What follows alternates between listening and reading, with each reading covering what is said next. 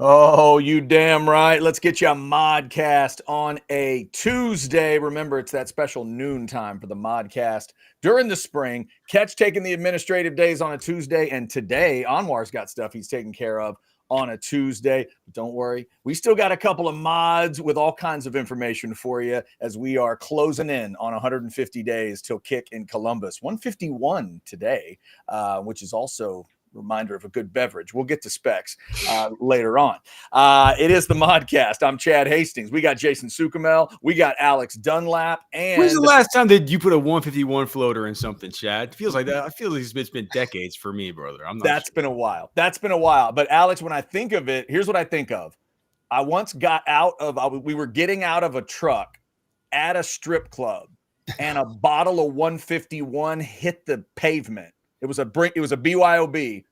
It hit the pavement and broke, and the look on everyone's face was like a friend got shot in the parking lot. It was one of the, and then the smell hit you, and it was just, make sure not to light a match. God. Oh my God. You talk about ruining your night. Chad, was that in Austin area? It was. Yes, it was. Okay. I'm going to call you out a little bit. Those BYOB ones, those are usually the all nude ones. Don't ask me how I know that. But, that may be true, Jason. I see that you've been reading the same articles I have. Yes, oh, yeah, I think you are correct. Yes, I think you are correct about that.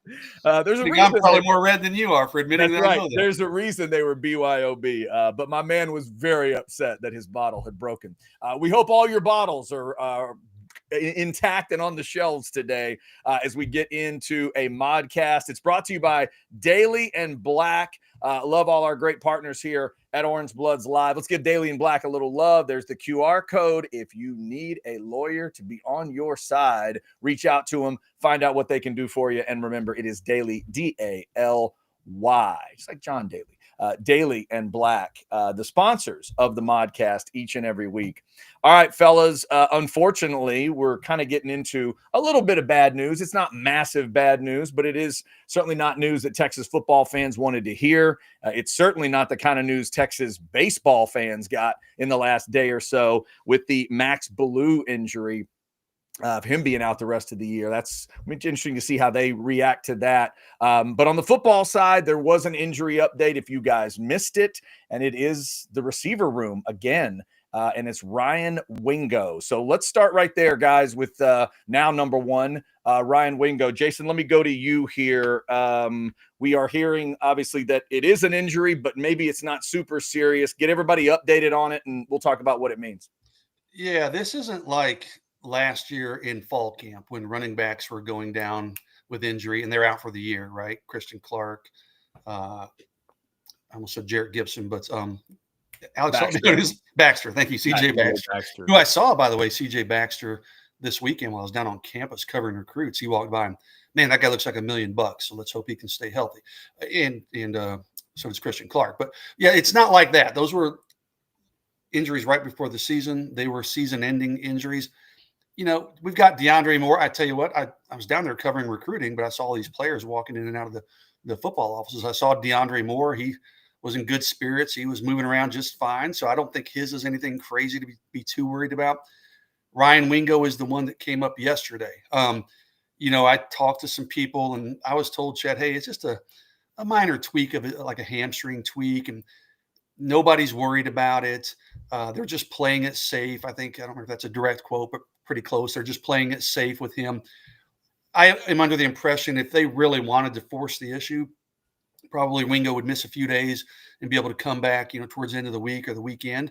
But, you know, you do that with a hamstring, a small problem can turn into a big problem, right? Mm-hmm. There's no sense rushing him back. I mean, Ryan Wingo has nothing to prove. He is your locked in starter out there. He's your number one receiver, probably. So I think it's just cautionary. They're going to rest him probably for the rest of spring. We'll see how he responds to treatment. And it's not great, right? Because Arch Manning's working on his timing, but there's plenty of time for that in the offseason. There's plenty of time for that in fall camp. It may be a little bit of blessing in disguise. I mean, Texas has a lot of young receivers. They're trying to kind of sort through those guys and see who can kind of rise up and maybe be a contributor or be someone they can depend on next fall. Well, you know, this is going to give some of those true freshman guys. It's going to give Aaron Butler, who's a guy I know Alex and I both heard about yesterday. It's going to give those guys an opportunity for increased reps. Maybe one of them jumps up and kind of takes the bull by the horns and solidifies their spot in that rotation. But bottom line is, one of your top playmakers, Ryan Wingo, is going to be out for the foreseeable future, probably for the rest of spring ball, based on what I'm hearing. And then just to clarify, before I get Alex in here, the hamstring injury for Wingo and DeAndre Moore it's a toe that he's dealing with. Is that right? Do we know that for sure? Never heard officially. That's kind of the word that's been floated around, but I don't think it's ever been. I thought it was a foot, maybe a foot. Foot or toe. It's not like a muscle injury in the leg, but we never heard 100% specific. Sark never commented on it directly, just kind of casually mentioned that he's going to be out for most of, possibly all of spring ball.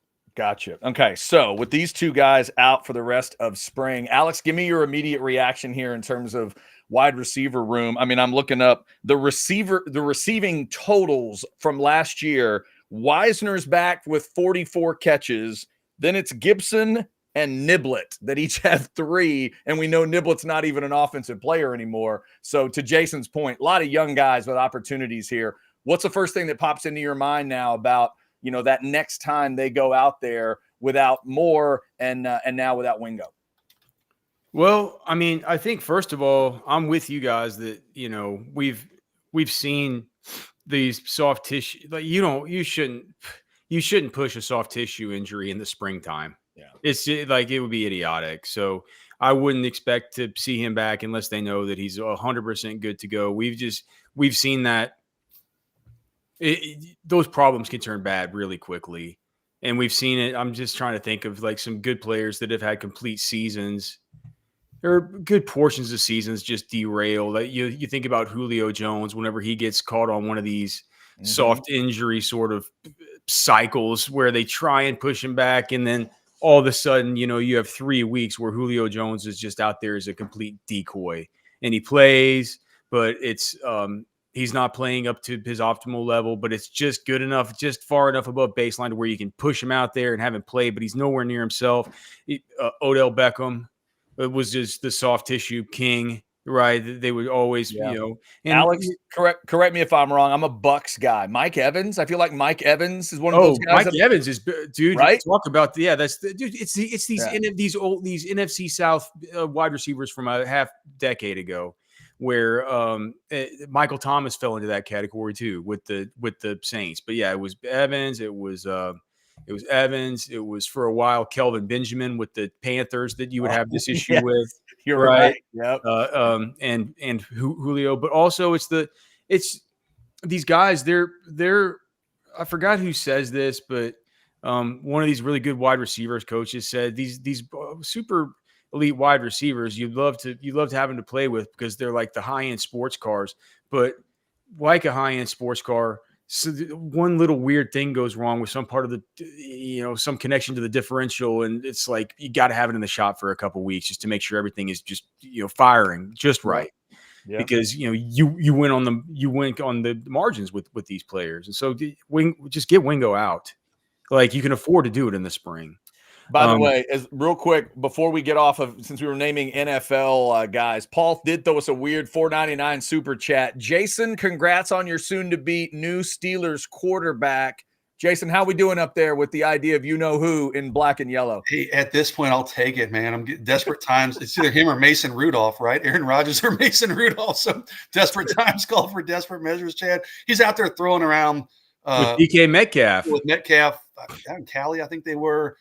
He's met with the Steelers. I mean, I think today Rooney said, "Hey, things look good." I don't know what he's waiting for, but it sure seems like it's going to happen, right? But yeah, I've always really respected, and I know Paul's taking me way down a rabbit hole.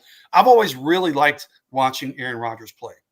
When he was at his peak, he was one of the greatest to ever play the game. He had a couple of seasons were remarkable, but I don't like the guy. And now I'm going to have to actually root. Can I still just root for the Steelers?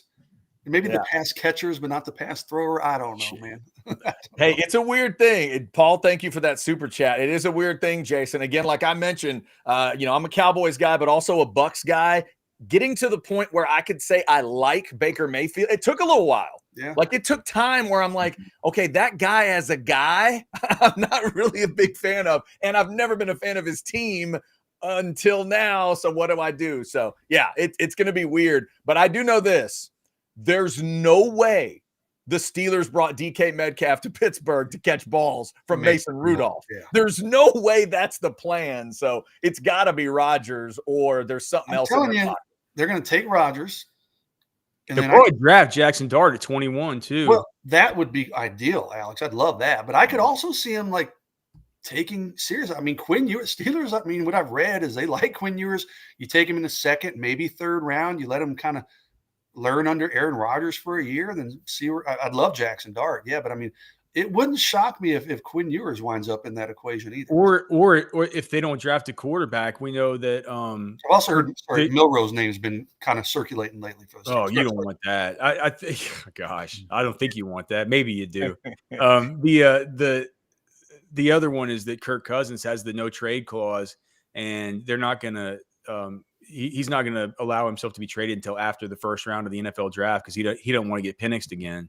So if the Steelers didn't take him in, and if Aaron Rodgers hadn't signed by then, maybe Kirk Cousins could be in the offing there. But we'll see, man. It's going to be interesting for sure. They're kind of what is it? It's like the music is kind of starting to stop, and they don't have a chair. So we're good. Right. We'll see what happens. Yeah. Thank you for that super chat. Did take us off topic a little bit, but that's okay. We love the super chats. They'll go right to the top of the list, and you just saw it happen. It is the Modcast on this Tuesday. Ryan Wingo out for the rest of spring with a mild hamstring injury. We'll go with that for now. And like Jason said, if they had to push him in the middle of season, might be a different situation, but let him rest for the rest of spring. So, guys, I'm looking at the list here. Obviously, you're looking at French, Lockett, Terry, and McCutchen, freshmen. Livingstone and Butler are redshirt freshmen. Who am I missing? Is there somebody else that's going to be out there trying to make an impact that I missed as I went down the roster, or did I hit them all? So you said Okay, so besides Wingo, it's the guys who are out there right now? In terms of we got the new guys, French, Lockett, Terry, McCutchen. They're all freshmen. Yeah. And they're all in right now. And then you got Livingstone and Butler are redshirt freshmen. That's it. Unless whoever they get in the portal. who are out there right now. It's definitely a bit of a youth brigade. But dude, it's not like it's not like it was always going to be that way, right? DeAndre Moore's a junior, but he was always going to be the one that had the most experience coming back. But I mean, Wingo's a true sophomore himself. Anyway, it's always going to be a younger group.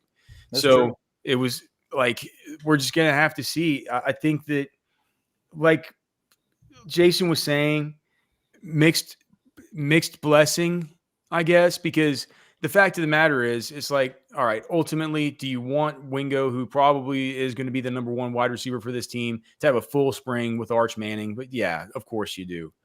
But you have to also remember, last year, it wasn't like Arch Manning didn't have any time at practice throwing to Wingo. Wingo played a lot last season, but whenever Isaiah Bond was healthy, despite the fact that Isaiah Bond was overrated at Texas and really not that good, whenever he was healthy, him and Matthew Golden were always the starters on the outside, right? And DeAndre Moore was there, and so at practice, those two have had a year of just kind of getting together, getting reps. You know that Parker Livingstone and Arch Manning already have a really good connection in that same way. I mean, I hate to say it, like those two are roommates and they're really good friends. And so it's like you kind of feel like there's a built-in connection there. It's almost really like, guys, like these true freshmen that are here. These are 5-star freshmen, man. These are like awesome players, and you obviously you'd love it for Wingo to be out there. You'd love for DeAndre Moore to be out there, but DeAndre Moore, if we know one thing about him, he's taken over this sort of Jordan Whittington mantle, this like the torch of the Jordan Whittington. He's always going to be the hardest worker. He's going to be out, like he's going to get on the same page as far as Arch. Like it's going to be fine. Great leader, great learner, all that. Tone setter. Yeah. With the young guys, I know it's a silver lining thing and it's not totally optimal, but dude, let's see what French can Lockett and Terry have, right? Yeah. Like let's find out. Yeah, Right. and I mean, you got what 11 practices left. Like honestly, if those guys aren't clicking on the same page with the quarterback like Arch Manning after 11 practices, like that's going to tell us more than we would have ever thought we were going to know coming out of spring football, just because of the fact that like they're gonna. It's look. I think is French going to have to start. Is he going to have to be out there with the ones? right now. He was the first up after Wingo, and we heard on Maybe Butler though. Butler. I mean, his name's drawn some buzz lately. So Butler, Livingstone, and McCutchen, I would assume, or maybe. My deal with Butler is that he was playing. You know, they move these guys around, but at that first practice, he was playing behind Livingstone. I'm not sure. You said you heard some stuff about him on Monday. I heard some stuff about him on Monday about him making some nice plays. So that could be telling. But I think it's going to be neat to see, you know, and also how this thing changes from what we saw on the first day. With like on the first day, you got Livingstone and Butler and Lockett over there on the one side. On the other side, you got Wingo, you got French, you got Terry. Now we're hearing Terry might be mixing in a little bit in the slot there, just because there wasn't anything besides walk-ons behind Dalen McCutchen. McCutchen, I've heard some really good things about as well. He was already getting. It's like what's happening now with Terry, Lockett, and French, right? Those freshmen, just these 4 freshmen are crazy good, and they're getting the same opportunity now, or a very similar opportunity now to what Dalen McCutchen had been getting this whole time with DeAndre Moore out. So it feels like McCutchen has been stepping up. We'll see which ones of these freshmen step up. But like I said, it's like now it's on them, and they're getting paid a lot of money, and they're 5 stars. Yeah. So let's see where they are after 11 practices. It's going to be fascinating to monitor. By the way, Tej, how dare you? How dare you? We're trying to have a real conversation here. All right. There's no reason to throw Jonte Cook's name in. Jonte Cook is not a part of this discussion. The McCutchen thing, Alex, I think is interesting. And you reported yesterday that how tough he is. And I think people are starting to come around on him a little bit. I mean, again, we're a week and a half into spring football, right? So not even, right? But everybody got so hyper fixated on Khalil Lockett and Jamie French. Who's the 5-star? Are they both 5 stars? And Michael Terry's a big jumbo athlete that can do a little bit of everything. Dude, I've seen Dalen McCutchen at some of these top national events, including the Rivals 5-star. And that dude more than holds his own against the best of the best every time I've seen him. So, you know, I've kind of always said, hey, I think people might be sleeping on him a little bit. I get it. He's not, 6'2". He's not 6'3". He's not making necessarily the highlight reel grabs on the outside that get everybody's attention, but he's just a good football player. Mm-hmm. Kind of like DeAndre Moore, honestly, just a good pound for pound football player, runs good routes. You mentioned he's tough. I mean, he's a tough cover, and I've seen it in person against some of the best high school players in the country. And Dalen McCutchen was on the upper echelon of that group when I saw him. So interesting to hear that he's doing well, and not totally surprised, to be honest with you. Yeah, it's great news there on a young guy. Vivek throws in an interesting chat. At least we don't have to worry about the freshman wide receivers lacking playing time and becoming disengaged. Not now. Not in the spring, you don't. So, guys, it brings up 2 questions for me. I'll start on the roster, and then we'll move out to the other discussion. But just checking in during this modcast, would this be something that would make you guys consider Niblett back on offense, or has that ship sailed? I just feel like, man, you're at this point, you're just jerking that guy around. It's at some point. He's kind of right now until Derek Williams gets back. So Ryan Niblett's been moved over to the star position, the nickel corner. He comes in, he plays slot receiver, and then you jerk him around to running back, then you jerk him around to defense. Now you jerk him back over to wide receiver, and it seems like it's only because of depth issues in the spring. Whereas it's like as Dalen McCutchen can look as good as Dalen McCutchen looks right now. Texas, what is it? I don't have the exact numbers pulled up. I can pull it up if you guys need me to, but they basically only run a 3 wide receiver set 47% of the time, and in those 3 wide receiver, when they go to 2 tight ends, they are always going to bring the slot wide receiver off the football field. Right. And so it's like, whereas a guy like Matthew Golden last year can play like 87% of snaps or whatever. A slot wide receiver is never going to play that much because the two outside receivers are basically always on the field, whereas the slot's on the field half the time. And so at least under Chris Jackson coach slot wide receivers at Texas, we're talking the Jordan Whittingtons and the DeAndre Moores, their backups don't come in and play. And so if you're going to be moved, if Ryan Niblett right now is already working as like the number 2 star, I would say, like let the guy sit in one position for a season.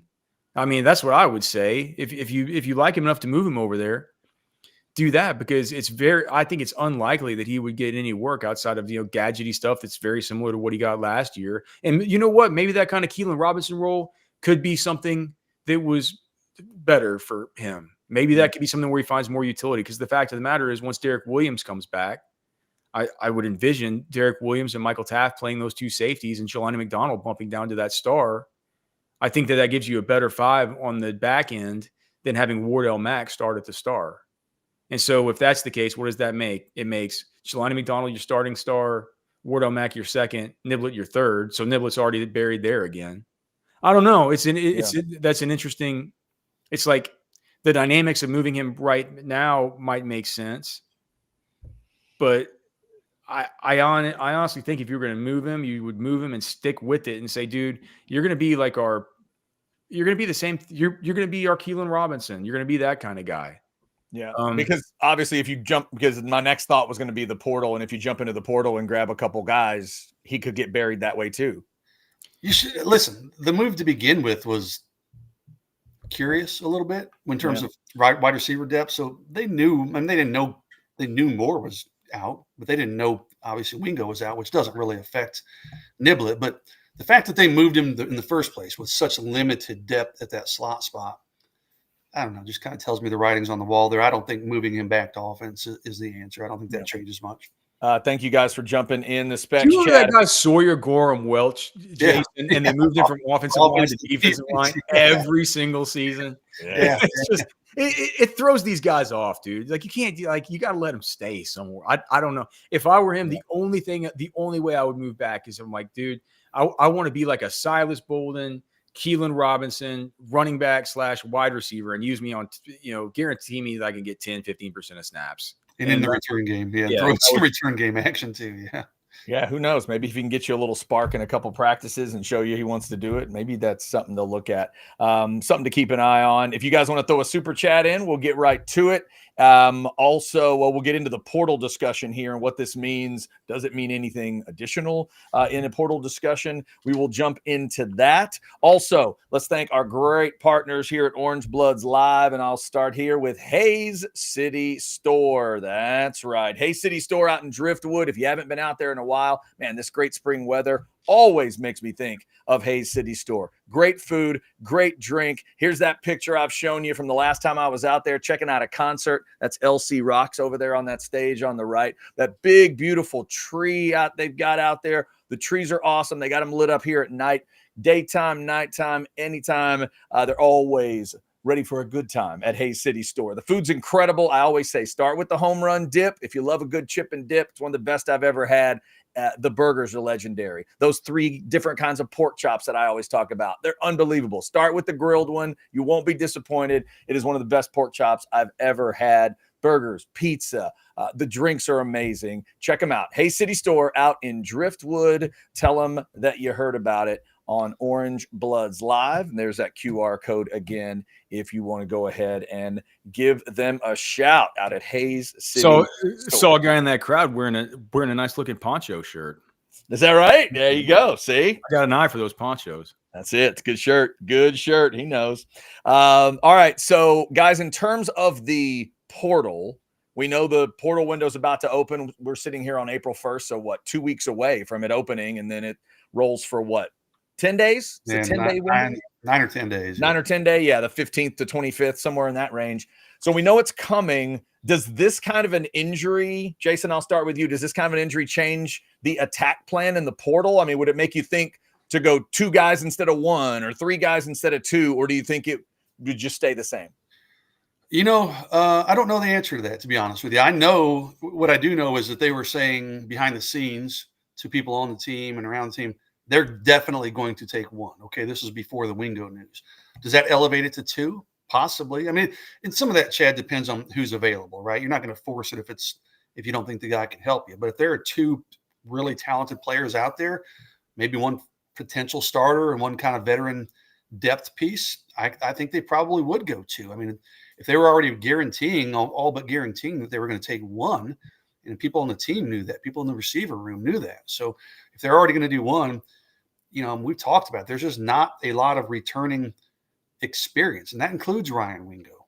Parker Livingstone hasn't caught a pass yet. I mean, DeAndre Moore has played, a little bit, started some games there, but they just don't have a lot of proven experience. I mean, we know these guys are talented. We talked about the true freshmen. Those guys are talented players, but Texas is looking at it. We want to win now. We want 2025 to be a championship caliber season, win the national championship. They're not worried about, hey, let's develop these guys 2-3 years down the road. We'll be ready. No, they want to win this year.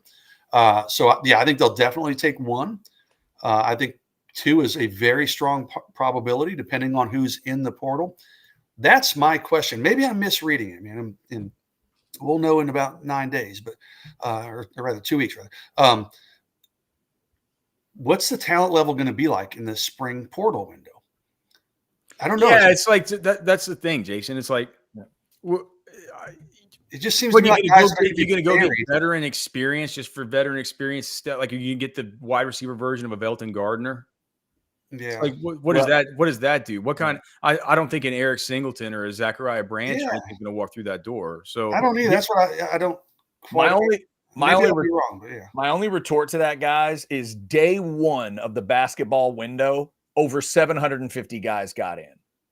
And I just want, I mean, but the day 1 of the window, that was their first window, right? That's true. No, so that's true. Already had, but this is the Denny Can aisle window.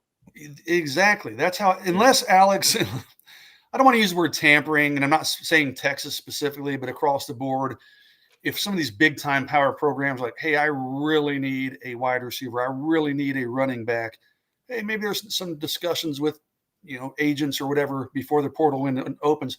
Like, hey, I don't know if you're interested in the portal, but if you are, we'd love to have you. We have a pretty good NIL package.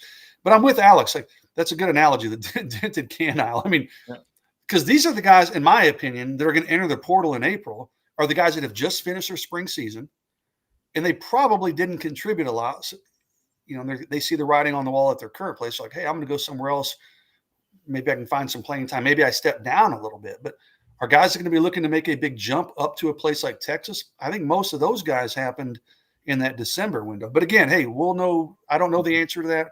Maybe I'll be completely wrong, but I feel like the early window is the more prosperous window. But yeah. And here's the other thing too, Jason. We saw this year that they were nowhere near as aggressive in addressing wide receiver in the portal as they were last year when they go hard at the very beginning after Golden, then Bond makes himself available. Then they even go for Bolden, all this stuff through the early portal window, right? And now looking back, that makes sense because we know now what they knew back then is that Jonte Cook was Jonte Cook, right? And like you can't depend on him. And so there was that portion of it. But the other thing that we've learned through these portal windows and stuff, and we learned this through the Dominic Williams saga last year. Mm-hmm. And what that is like as teams come out of spring, for one, they have a better knowledge of their exact needs, and they tend to panic a little bit too. Yes, because now they have all the information. They have all the information that they're going to have until fall camp about where their roster is and everything. And they're like, we really need this guy, or we really need this position, right? And we're going to pay $1 million for a pretty marginal talent. Mediocre talent enters the portal all of a sudden now, not because there aren't as many players entering the portal, so more eyeballs are on each of them. These teams that all have similar needs all go after each of them. You get in a bidding war for players who are not as, it didn't like paying $900K to Isaiah Bonds, who you thought was going to come in and be really good, right? It's paying $900K to, Dominic Williams. Yeah, I mean, exactly. What did OU really get out of that guy last year? Did you like? One key difference to mention is this is that first year of that money. If the settlement's going to be coming through maybe literally in this month we're talking about, and that portal window happens. I'm just wondering if there's some guys holding back and waiting because they know that money's out there. Well, and dude, and that's certainly, I think that that's a fine thing to consider. But I also think, I wonder if, like, Jason, wasn't there some kind of sentiment around this team and around this cycle about, like, dude, we really got out the wall and we paid a bunch of, like, with Justice Terry and with all the wide receivers, like we paid them, like some of these guys in the portal are wanting to get paid because we believe in them. We want them here. We think we can grow them, all this. We're not going to go out in the portal and, throw money up in the air like we're trying to make it rain at the club, right? Club that Chad frequents, apparently. Yeah. Yeah. With Chad's 151 incident. With bottles of 151 in tow. No, there's some truth to that, Alex. I mean, obviously Justice Terry, Cade Phillips, a late addition. I mean, they made a late run at Fasusi with some big numbers. I mean, obviously those true freshman receivers didn't come cheaply. So, they've got a lot invested in these young guys, and you don't want to invest that kind of money to have them sitting on the bench for a year or two, right? Yeah, and I also think it's like, at some point you got to say to yourself, I feel like it's the same thing they're saying about Brandon Baker. I reported yesterday that, heard yesterday that he was with the first team at right tackle. And I was just like, well, of course he's going to be like, he was like their highest paid recruit from last year. It's like, at some point you got to get these guys it's a 5-star. You like get him on the football field. If it's close between these two, go with the guy that's younger and the higher pedigree guy. I have a hard time believing this staff I think things have to fall into place if they're going to be going after some kind of super stud wide receiver. What I had heard, this was dating back to February, and this was before we knew DeAndre Moore, as Jason said, all the rest of the stuff. They're taking a slot wide receiver in the portal. Just expect it. It's happening. I still expect that to happen.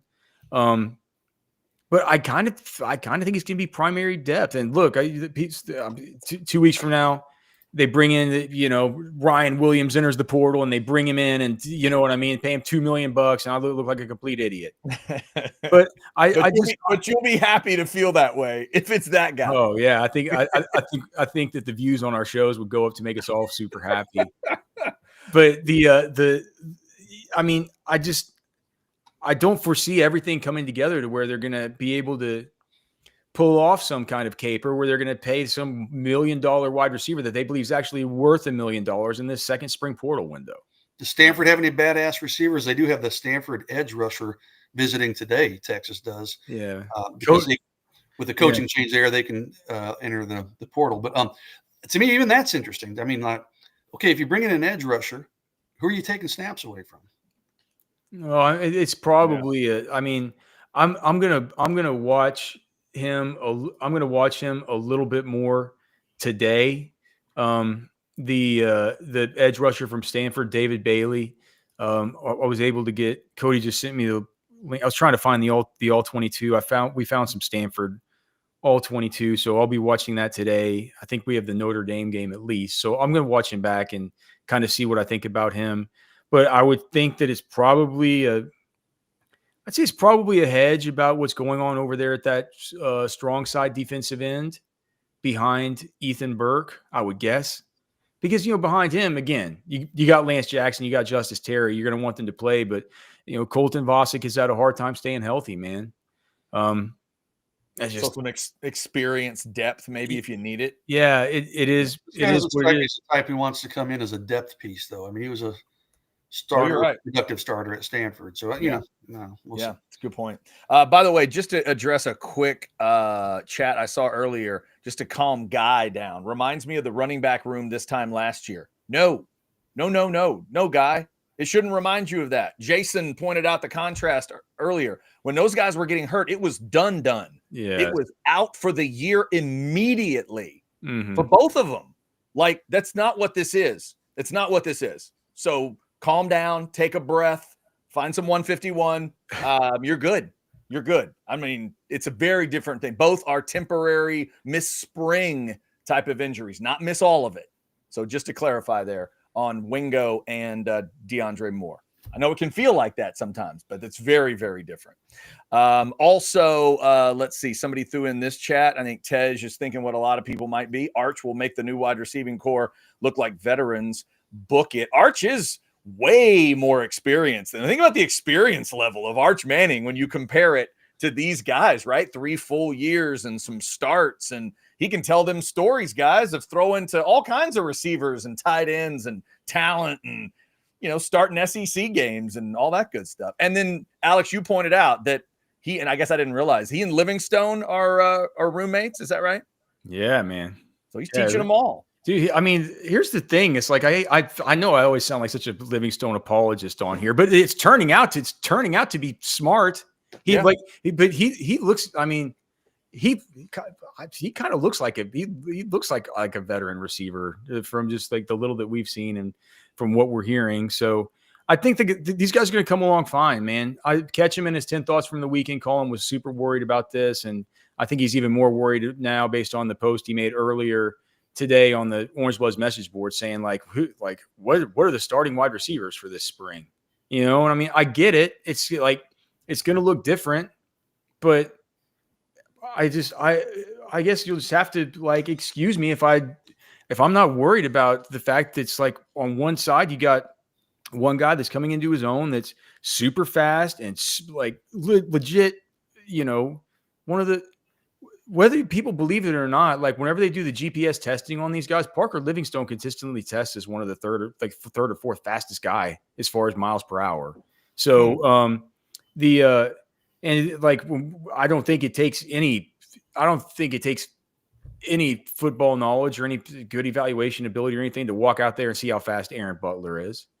And then whenever you just think about these freshmen who are in here, I just wonder how many other teams would say, even with Wingo and DeAndre Moore missing time, how many other teams would say, I mean, that group is so much better than Georgia's wide receivers last year, where Arian Smith was their best wide receiver.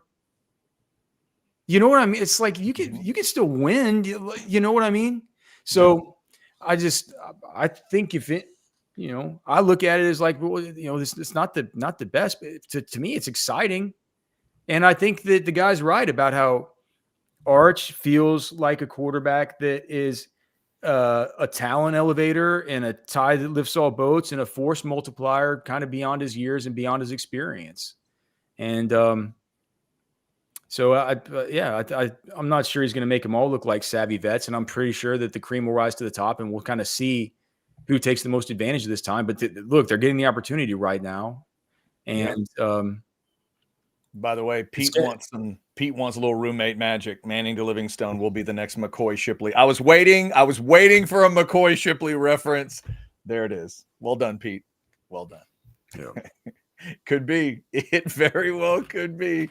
You guys want to throw something in the chat? We will get to it. Football Junkie. I'm going to have the guys talk about your defensive question earlier when you're looking for an update on a couple of defensive guys. So hang tight for that. Oh, Jay threw us a super chat as well. We will get to it. Thanks to y'all for piling in to the Specs chat. Up over 500 folks in there. Here's Lisa to remind you about Specs. Hey, you got a Final Four to get ready for. Texas basketball fans, the women did it for the first time since 2003. They're taking on South Carolina for the 4th time in that Final Four matchup on Friday. Get stocked up, 151 or whatever. Look carefully. Maybe there's 151 behind Lisa. At Specs, it doesn't cost a lot to turn a good time into a great time, especially if you like saving money. From connoisseur collectors to aficionados of ale, you'll find bubbly bliss at any budget with a Texas-sized selection of world-class wines, rare spirits, craft beers, and more. So when you're getting ready for a good time, Specs is ready to make it great. Because at Specs, the fun starts here. Shout Specs, low priced, amazing. Here's to you, shout, cheers to saving. I saw a perfect beer in there for you. Fireman's 4. Get you some Fireman's 4 for the Final Four. There you go. Just did them a solid too.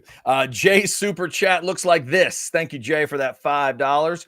Cook turning out to be a fool really hurt us this year. Wingo, Cook, Moore, plus the young guys would have been strong. What do you guys have so against Parker Livingstone, man? I don't get it. The chat just won't buy. I don't get it. It would have been nice to have a fully dialed in Jonte Cook, though. That would have alleviated a lot of concerns. But Man. Jonte was so far from fully dialed in. It would have been, yeah. Because you're right, Jason. It's hard to separate what Jonte Cook could have been with what he ended up kind of turning out as, I guess. Mm-hmm. Right?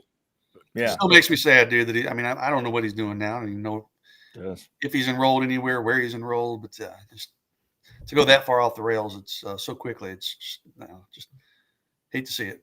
Yeah, Catch made fun of me for a long time as the president of the fan club. It's an empty room in the fan club meeting room, but we're still holding out hope that maybe. Hold on, Jonte still you guys still meet up for that thing? We still look the coffee machine. We went down to just a single cup coffee machine, and there's only like 3 chairs now. But we're just holding out hope. We're holding out hope that something going around knocking on doors, seeing is this the room we were in? Is this the one? No, you guys are moving us down the hall. Okay, yeah, we're in like the custodian's closet now. We're outside of they took us all the way down the hall. Jay, thank you for that super chat and the comment there. Guys, there was a quick question on the defensive side of the ball. Obviously, we're talking a lot of receivers, and we will get to that. Oh, wait a minute. Super chat came in. Okay, hold on. See, Jay is keeping us off of that. There it is. How about this one from Jay? This is offensive side as well. $5. I'm high on Washington at tight end like Cody, but I saw him listed at 268. Isn't that a little big to be some Sanders Helms threat like we need him to be? Well, Sanders and Helm played 2 different positions at Texas, really. Right. So Gunnar Helm played much more in line than JT Sanders. JT Sanders played a lot more H-back. I think this year what it's going to be is I think that Spencer Shannon will probably be more of the inline guy based on the fact that he ran more. Spencer Shannon last year, even though he didn't play much, he had the highest percentage of inline, attached tight end snaps attached to the line of scrimmage. Playing on the end of the line of scrimmage in line than anybody else on the team, even more than Gunnar Helm. Of course, that was on very limited snaps, right? Jordan Washington didn't play any snaps in line. So I think Jordan Washington fits a little bit more into the JT Sanders mold as far as what Texas will be doing. Juan Davis, that kind of mold from last season. So is he a little bit big? No, but I think Gunnar Helm was 250. What did he rate at the combine? 255, 258, something. It's not that much different. And Jordan Washington being at 268 though does. What's he? Number 84? Is that right? That seems a little heavy. Especially for a guy. He was very, let's say, skinny, but he was more like a receiver than a tight end when he came out of high school. 268 to you, Jason? You take pictures of all these guys. Yeah, I saw him out there. He doesn't, but and some of those weights are off. Listen, I've talked to somebody this weekend. They're like, man, that weight's off like 10 pounds. And it was 10 pounds too heavy. So he may be 260 for all we know. But, you got to be careful with Jordan Washington. He is more of a pass catching tight end. He's had the lean frame. And I get it. He wants to bulk up to where he can be more of a well-rounded tight end. But you got to, you don't want to put on too much weight too quickly. So, we'll have to see how he moves around. We haven't got a chance to watch a ton of him, Jay. But when I saw the 260, I was like, whoa, that's a little surprising because I've always thought of him as more of a flexed out tight end in the 220, 225, 230 range. So when they had him listed at damn near 270, guys that are 6'4", 270, those are guys that are trying to grow into offensive tackles, right? So, but again, I don't know that 268 is completely accurate. I saw him at practice. You're right, Alex. And I got some pictures of him. It was him and Spencer Shannon. And don't worry about him looking too bulky or bad. Like looked okay to me. It's not like I was in there critiquing him, every ounce of his body, but I was like, I didn't look at him and say, oh God, he looks sloppy or anything like that. He just looked like he'd bulked up. Yeah, Jay, thank you for that super chat. If y'all want to throw in a super chat, it will go right to the top. Football Junkie, I promise I'll get to your defensive question as well. Also, let me talk about another one of our great partners around here, and it is Sinus and Snoring Specialist, one of them that is certainly close to my heart, close to my wife's heart. We are both we've both been patients there. We've both gotten things taken care of. I went out and mowed the grass a little bit today. And I'm reminded we're at the beginning of April as I'm talking grass and ragweed and dandelions and all that stuff that can mess with you, but doesn't mess with me anymore because they can get rid of your allergies for good at Sinus and Snoring Specialist. All the allergy meds you may take every day, I used to take them too, but that just masks it. That just kind of makes it dealable, but it doesn't get rid of it. It doesn't really get after the issue. At Sinus and Snoring Specialist, they can test you for 50 different allergies at once. There are no needles involved, so don't worry about that. They'll figure out what you're allergic to, and then they use the allergy drop therapy. It's unbelievable.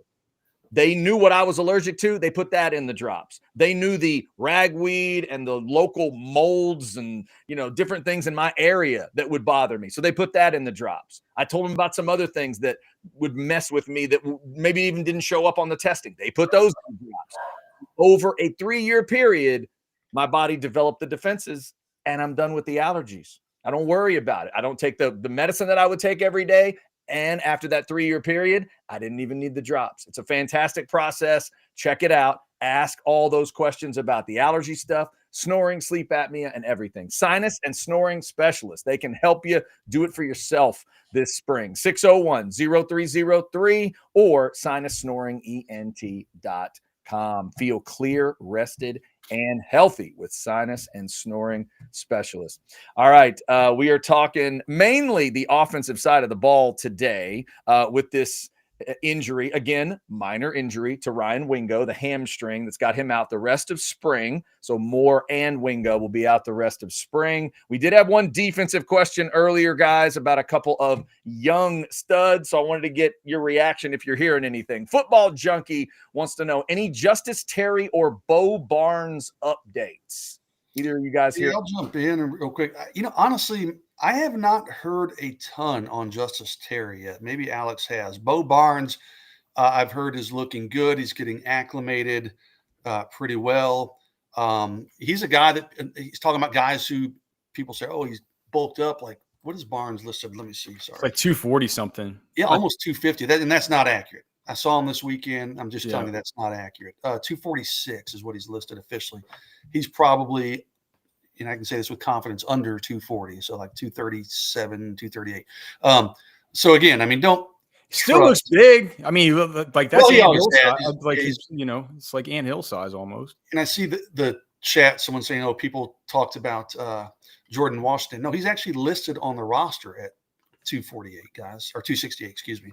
That's not just talk. That's what he's listed on in the roster. But Bo Barnes, he's obviously a young pup as a freshman, but he's got a bright future.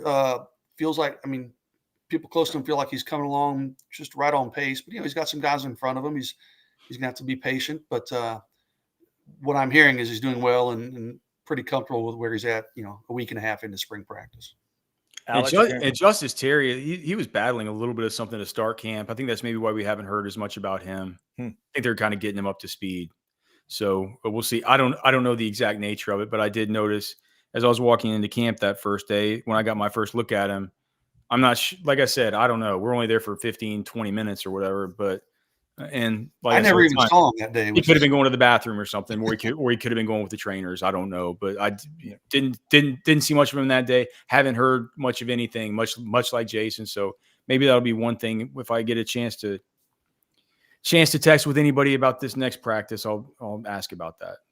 Junkie, thank you very much for that chat. Also, Sal in New York City, good to hear from you. Yes, I do hate April Fool's Day. We are talking to you on April 1st, and hopefully you're not going to get fooled today, but just be on the lookout. I saw somebody in the chat say they saw an Arch Manning is transferring thing earlier. So you got to make it at least reasonable if you're going to do an April Fool's joke, right? Yeah. Arch Manning transferring, they're like, oh, come on, not an idiot, but you got to make it somewhat reasonable. After all those years working in radio, guys, I just got scarred to the whole process because there's nothing that lends itself to April Fools more than radio. And it would just be fake names or saying that the station's going to shut down. Or like the format change. You wake up and the sports station is playing country music. Yeah. Just the silliest crap ever. Hopefully you guys get through your April Fools without too much damage today. If you want to throw us a super chat, it will go right to the top of the list. And again, the big story that we're dealing with today is this mild injury for Ryan Wingo. No fooling. It's a hamstring injury. And to go along with the DeAndre Moore situation. So the development of these receivers is going to be fascinating to watch. Also, guys, I was thinking about this in kind of a bigger picture form here. It obviously gives the opportunity for the young guys we were talking about with the whole, silver lining discussion. But also, if I'm Sark and I've already decided I'm not doing a spring game, Jason, would this also push you towards, let's not even open up a practice for the fans to watch? Like, I got young receivers trying to figure some stuff out with Arch Manning. Let's just stay behind the curtains and stay in the bubbles and stay behind fences. So I don't have to have these reports out there about my young guys maybe dropping a pass or two. Well, that's really interesting. You said it because first off, that was reported that one open practice that we were able to go to was that Tuesday of last week, Alex, on Monday, whenever that was. Mm-hmm. And we're all like, hey, guys, lighten up. It's a 15-minute window of their first practice. A couple balls hit the ground, fine, whatever. But they were supposed to open practice to us, to the media, again on Thursday, or a small portion of the practice. That, that got changed. Because of the rain. And I figured that we would get one. I mean, exactly. And I thought maybe they would open maybe Monday or Tuesday of this week, but it hasn't happened. So now I'm starting to wonder, Alex, there's no way. Don't even say it. Don't put it out there in the universe. Especially with these injuries and don't put it out there. Things. They can't. If that were to happen, it would be disgraceful. Like just. Well, I'm starting to get a little gun shy here, a little nervous about saying, hey, we're going to have other availabilities. I mean, we'll have player and coach availabilities. We'll be able to go out and if they're that disrespectful, they don't give us any more. We just need to go. We need to put our piggy banks together and buy some drones or something just to do a flyover practice. Yeah, that wouldn't get shut down in a hurry, would it? Yeah. So in terms of, because Alex, you're discussing like the normal kind of media windows that have existed. I'm talking about opening it to the fans. Like doing an open practice. I don't think that's were they ever going to? I mean, I don't know that they were ever going to do it. I've already told Cash, and we like at our meeting. I'm like, man, I have day 3 of the draft that I'm going to the draft to cover it and stuff, broadcasting. Like, right? Or do I need to figure out like if I need to plan to come back? And she's like, no, dude. It's like if it is, it should be an open practice. But I mean, the general thought among the Orange Blood staff was like they're probably not even going to do anything for the fans anyway, except to have Marsh Manning sign autographs and have a Devo Boulevard and stuff like this. I mean, Sark basically said as much in his pre-spring press conference. He said, hey, I need every minute of every practice to coach these guys and these young guys and these new faces and all this turnover. He basically said, we're not going to have an open practice. We can't afford to waste one, even for a spring game. I mean, that's why they're going to do the Fan Fest on the 26th, but that's going to be after they practice. I mean, I'd be shocked if there was an open practice for fans. And honestly, Cody put in the chat there, if you can put it on, my admin's not working, but so I said it last week, Alex, y'all are going to get okey doke 2.5 over and under. I'm assuming he means 2.5 practice windows for the media. That's media. I'm taking the under, and I feel pretty confident in that. Okay. I'm not sure we're going to get a second one, Alex, at this point. Don't put it out there. That would be so entirely unacceptable. We're already midweek of the second week, and we haven't heard anything about. Yeah, they're going to let us into. They're going to let us into 2 more practices. Maybe they'll let us come in for a little bit when the full pads come on, which would be maybe their next practice. I think should be full pads. It was shorts and shoulder pads on Monday, so maybe. Yeah, and the same on Saturday, so the next one should be full pads. Yeah. Fellas, I'm assuming our man Cody is throwing some updated news at us. But how about this? For the second time, the Aggies have lost their basketball coach to Maryland. Has it happened again? Cody says Buzz Williams officially is the new coach for Maryland, and it is a 6-year deal. How about that? How you feel about that, Chad?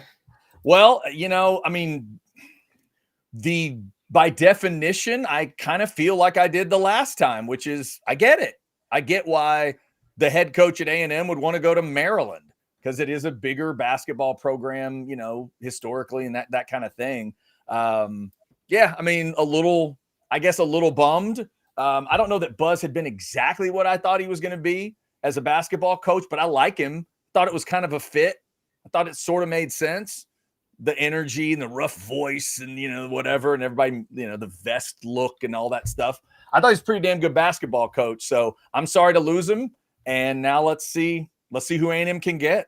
How humbling is that for the Aggie fan base that like Texas can just come in and pluck your baseball coach and Maryland can just pluck your hoops coach again? And yeah, I don't know, man. That's kind of a slap in the face a little bit. Sorry, Chad. I don't mean to rub it in. And that's why I said the reaction's kind of the same. Like when Turgeon left, I just sort of nodded. I went, yeah, no, I get it. I mean, we're talking about Aggie basketball here. Yeah, no, I mean, yeah, for that to go to Maryland, I mean, that makes sense. But you go look through the history of both, and I'm like, okay, I get it. And frankly, I also understood the Sloss thing had multiple layers to it. Not only do I understand the move itself, in the terms of those two baseball programs, but there was the personal side of it. So now let's see what, let's see who's out there that the Aggies might be interested in. I'm assuming Pete Brandt's full an April Fool's joke. Mike Early fired. Surely they didn't fire their coach like 2 weeks into conference play, right? So now who is this? What happened? Mike Early fired, it says. Oh, no. Come on now. No, can't. Hopefully that one is at April Fool's. Yeah. $10 super chat from Tracy. During Sark's tenure, which position groups have been developed most effective to least effective? Wow. Jason, take that cheater's hat off. Hashtag torpedo bat. I knew that was going to come up at some point today, Tracy. No, wait, hold on. Let me not to defend your Yankees at all, Jason, but it's not like they're using an illegal bat, right? This is a bat. There's like 10 teams that are using it. Yes, the Yankees are using it. They have more players using it, but but okay. So the bats are working. He's not using it. Aaron Judge, he's not using it. And I mean, listen. I knew it was coming up, Tracy, so I was ready. It was a warm day. The wind was blowing out. The day they hit 100 home runs. Nestor Cortez comes back. The Yankees know that, dude. They know he's a first pitch strike thrower, so they're swinging on the first pitch and just blistered him. So which position groups have been developed most effective to least effective? Well, you'd have to start with wide receiver for most effective, wouldn't you? Oh, I mean, Texas is going to have what about offensive line? Starting this year, you're going to see the fruits of that offensive line. But wide receiver, there's Christian Jones stuff, and Matthew Golden's going to be how many first rounders have they had along the offensive line? So the combine performances of the receivers have been good. They've all been good. I'm just trying to think. It's like they've developed high end defensive tackles. Yeah.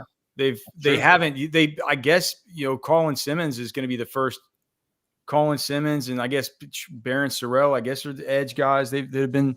You can say linebacker hasn't been. It hasn't. It's kind of still on the come. Linebacker still on the come with Anthony Hill. But Ant was such a good player. Like, not taking anything away from the coaching he's received, but I mean, I feel like he would have been a superstar no matter who was coaching him. Right. So, with the linebacker towards the bottom of the list, maybe. Yeah. Where does tight end fit in? I mean, Gunnar Helm was really good. Obviously. Yeah.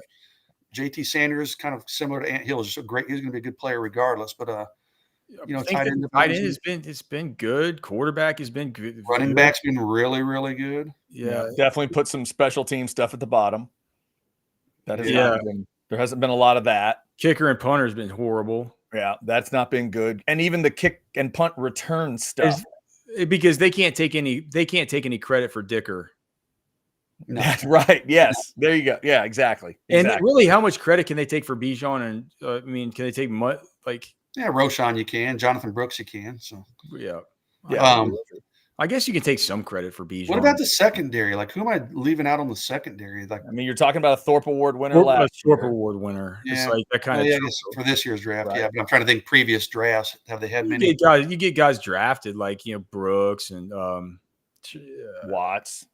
Ryan Watts. I mean, I can't point at one and say that. Maybe find a weak spot. Yeah. Maybe linebacker outside of Ant Hill.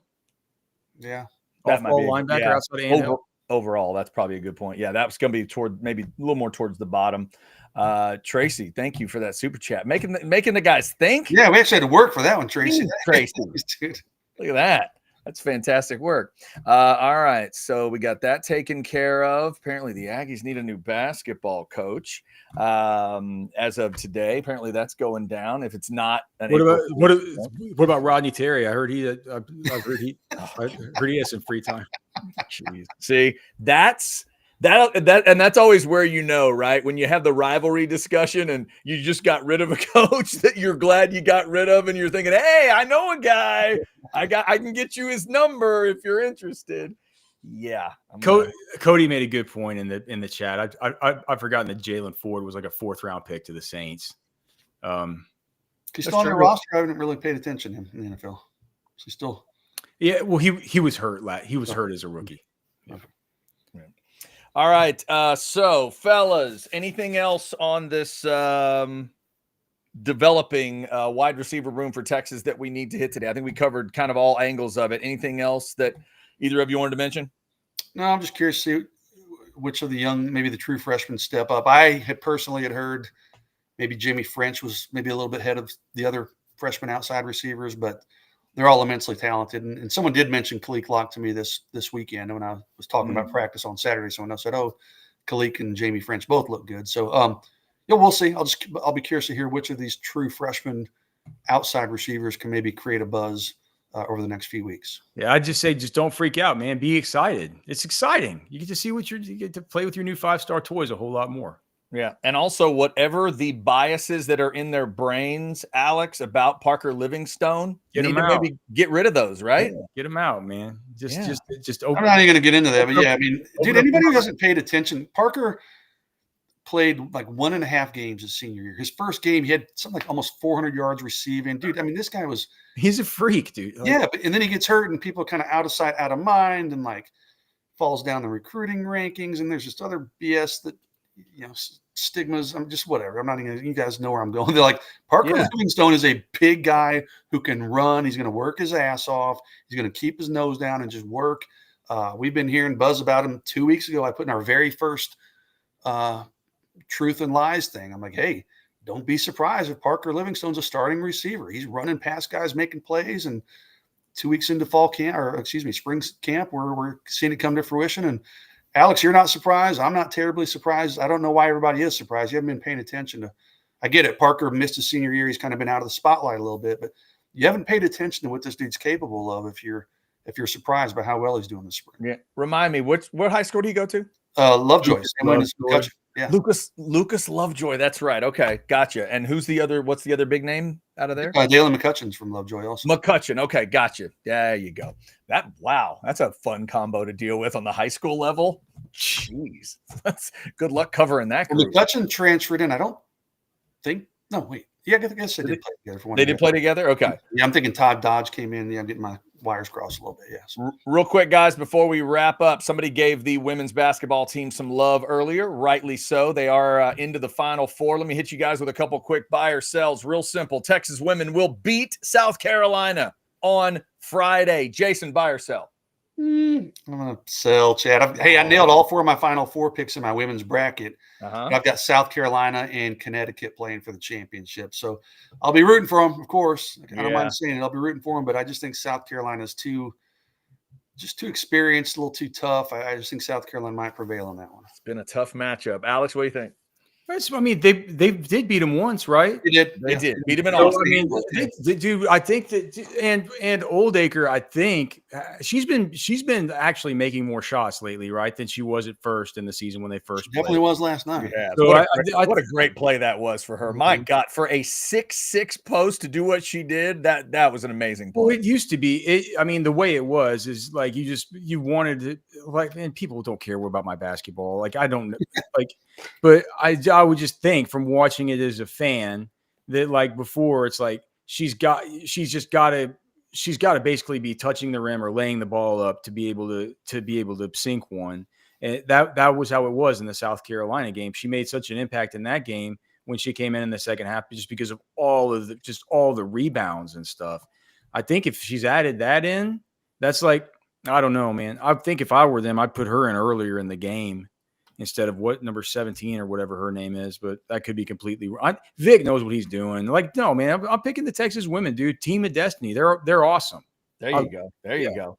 Yeah. Alex is buying it. That's Friday. They're the first game at 6 on Friday. And second up, guys, let's get both sides. You'll take UConn on the women's side and Duke on the men's side to win it all. Alex, you start by yourself. So I'm going to take Duke on the men's side. I'm going to take Texas on the women's side. There you go. Jason?